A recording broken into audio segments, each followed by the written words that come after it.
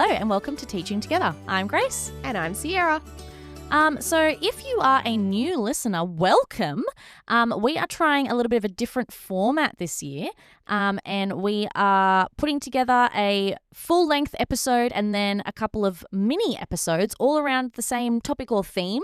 And so this is the last in our series on routines and how they can enable sustainable teaching. And our aim for these mini episodes is that they're really practical.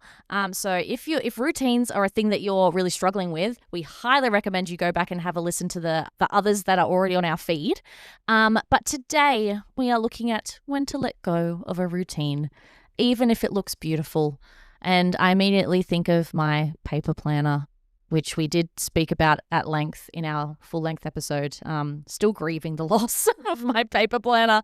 But not every routine is going to be helpful. And if it's not helpful, it's just going to be clutter, like physically or mentally. And like we've already said in previous episodes, the whole point of a routine is to reduce cognitive load and keep everything calm. So we thought we'd spend a bit of time thinking about why this is so tragic, first of all. A moment for all the routines that have fallen. Thank you for your service. Or failed service. Yeah, or no service at all. But I'm thinking of like the sunk cost in terms of like literal cost. Like I think about the most recent paper planner I used was gifted to me by a parent at the end of my first year of teaching, and it cost like $80. Yeah. And it was beautiful and like one of the better ones that I've used. And I thought, how could I possibly let go of this? Like, yes. You feel like you have to justify the financial investment by continuing to use it. It's the same with like, I don't know, apps or other things that I've bought for productivity and other things like that. It's like, oh, but I spent money on this and I want it to actually do what I thought it would be. Yeah, which is, disheartening. But I think at some point you just got to say, okay, I am acknowledging that, I spent this money or I spent this time, but there will be more money and time. And you're going to waste it on other things probably too.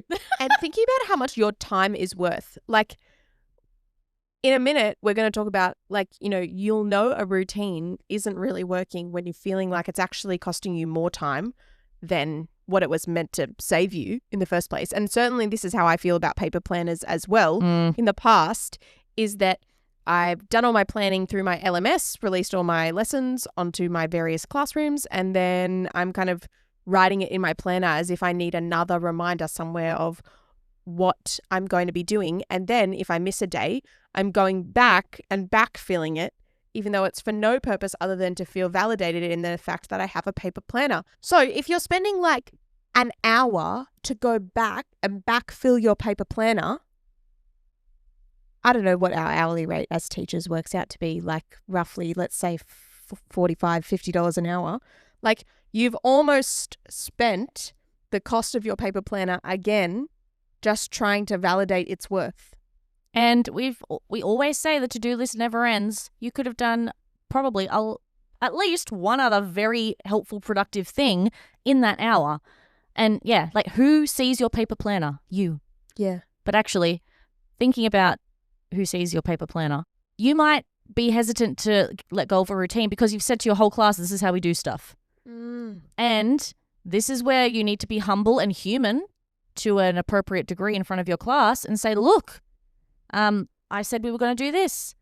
From my perspective, it doesn't seem like it's working. So I would suggest that we do something else. And here's, a replacement, or we're just going to scrap that entirely and focus on this or whatever. Yeah. And that takes bravery.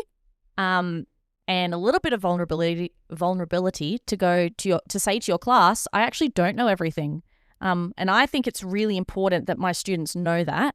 They need to trust me and know that I can take care of them, but they also do need to know that I am not the be all and end all of knowledge, because no adult is. And just because I'm their teacher doesn't mean I know everything, even though it is very cute when they think that.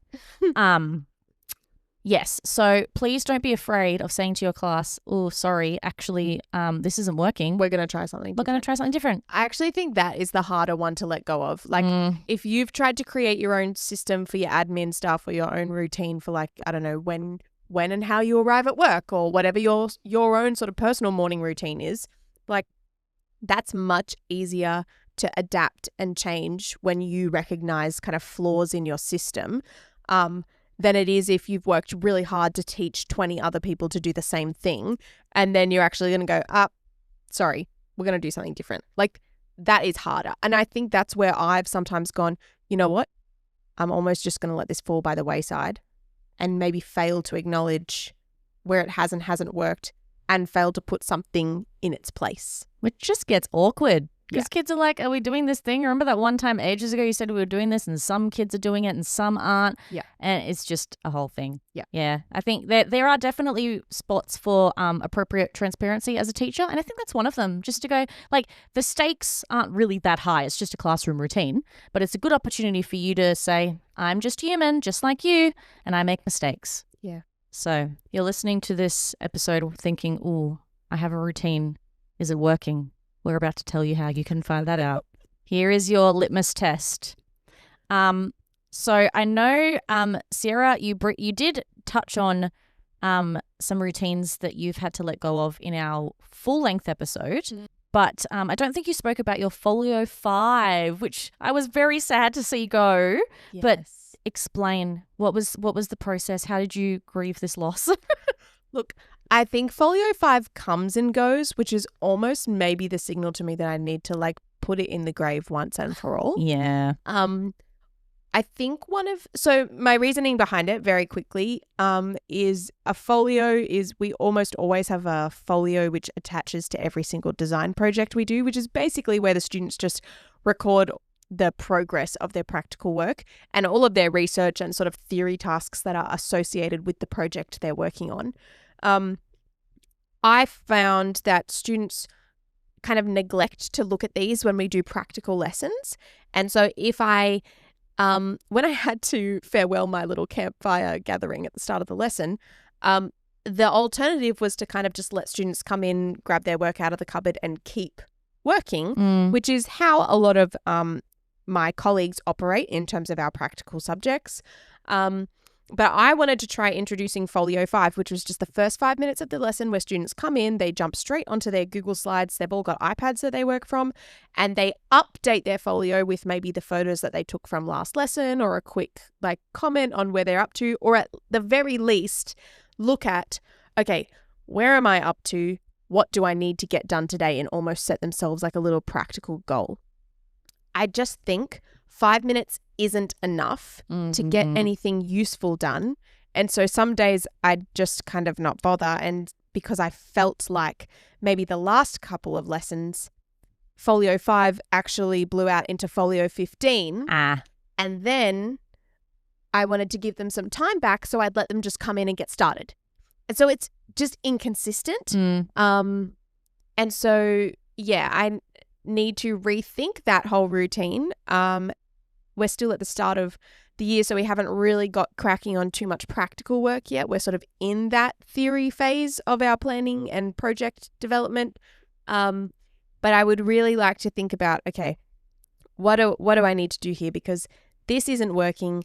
The kids aren't, the students aren't really making the most of this time. And I don't think I'm actually maybe making it significant enough with the timing allocation.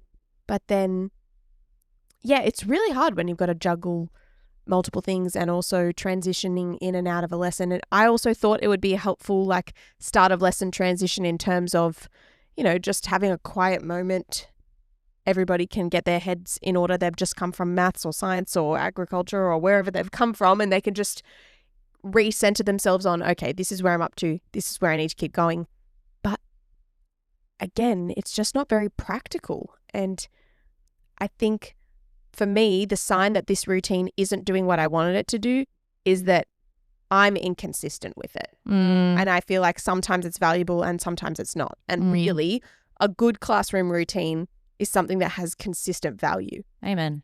And if we're thinking also back to our paper planners, If your routine requires more time management than it prevents, then get rid of it.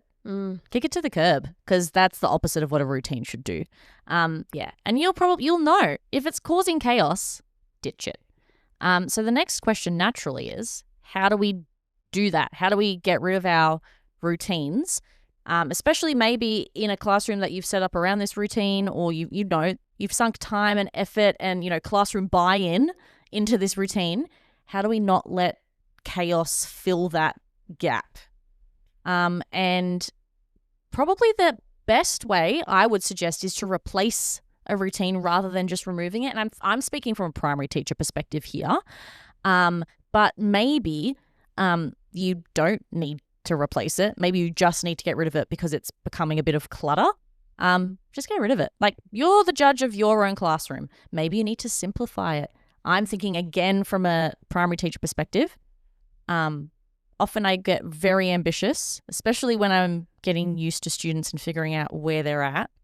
And I go, let's do all of the things.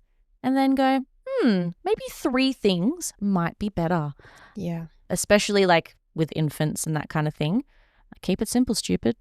I'm even thinking now, like, maybe having students come into the classroom, sit down, open Google Slides on their iPad, find their folio document, find the slide they're up to. But like, by the time they get to that point, 5 minutes is gone, right? Yeah. So maybe it's not that the routine is bad in theory, but the way we're going about it is too complex. And when you were talking about it, I was like, this sounds great. It's like a soft start. It is a soft It gives start. everyone a chance, but Maybe a better option for me would be to actually have like a like literally just in their design diaries, because they do have like paper diary, like visual art kind of type diaries, which I hardly ever use because we just do everything so digitally.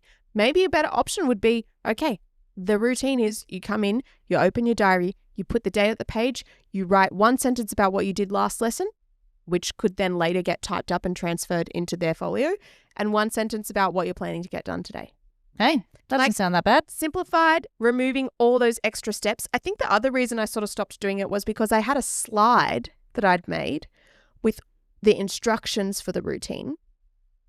And often if I'm rushing from one class to the next, I actually didn't have time to like turn on the smartboard and link up my computer and then find the slide. And like by that point, 5 minutes was gone as well. So simplifying it both on my end and the student's end to still kind of achieve a similar outcome, I think you've just prompted a great idea in my brain, Grace. Oh my gosh. It's happening in real time, folks. And I think also, this is again my inquiry practice coming in, discussing with your students why you had this routine, or even just thinking to yourself, why did I have this routine? What was I hoping it would achieve? Might help you figure out if you need to replace it, simplify it, just bin it completely. Yes, because my professional goal one of many, is to move away from just perfunctory, oh, this looks really good, I saw it on Instagram, I paid money for it kind of stuff, and just go, well, this actually works. You know what? Especially, and from a high school perspective, I know like this may not really work with your young little kiddos, but you know, for me, it actually probably wouldn't be unreasonable to say to my students, hey, I feel like this isn't working. How do you feel? What would be helpful for you? And actually to get some, like maybe rebuild the routine with them, because if I'm feeling like it's not working, they're probably feeling that too. Probably. They're probably feeling like, oh, this is just a bit chaotic, or this is just annoying, or like they're not seeing or feeling the benefits of the routine. So, you know, with high schoolers, we were speaking in our previous episode about how routines really, even though they are very explicit, should be teaching our students to think about, you know, when they know the rationale behind something, it's actually equipping them to think through and perhaps establish good routines for themselves in their own lives. This would actually be a really good way that I could collaborate with my students to build some routines when both of us kind of feel like we're not getting what we want out of it. And yeah, build their skills in establishing good routines and good practices as well. And it shows that you respect them, and that you value their opinion and that they have a place in the classroom, like it's their class. That's right. And more buy-in from them as well if they've like contributed to the idea. Yeah. I mean, at the start of the year, we drafted a classroom agreement in year 2, and the students came up with some really awesome things. Like they organically mentioned habits of mind, which we've done episodes on previously, without me prompting them in any way towards that direction. I think they mentioned at least three. And I was just flabbergasted. I was dumbfounded. So yeah, I mean, you do what works for your context, but sometimes it is worth saying, okay, guys, let's have a team meeting. This is not working. Yeah. It could be a bonding exercise. And maybe a routine that they've helped craft is one they'll remember. Yeah. Maybe. Look, I haven't actually done this specific, like redoing a routine with my class, but I've trialed stuff like, where in our classroom do you think I should put this display? And that kind of thing.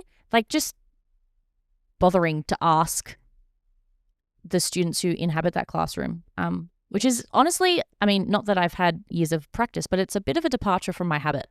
But yes, this is supposed to be a mini episode and we are waffling, so we will stop waffling and continue to be succinct. So, as we bring this into land, just remember the routines should be serving you and creating calm, not chaos.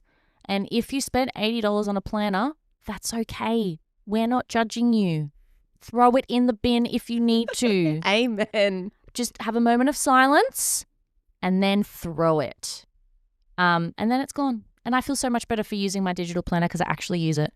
There's no guilt for taking the time to stop and reflect on whether this is actually working or not and what can I do to set things up better for me, because we don't need to do things just because that's the way that other people have done them in the past. Correct. And we don't have to stick with a routine until the end of the year because that's what our brain thinks. That's when our brain thinks that routines are allowed to reset. Exactly. You'll be serving yourself and your students better.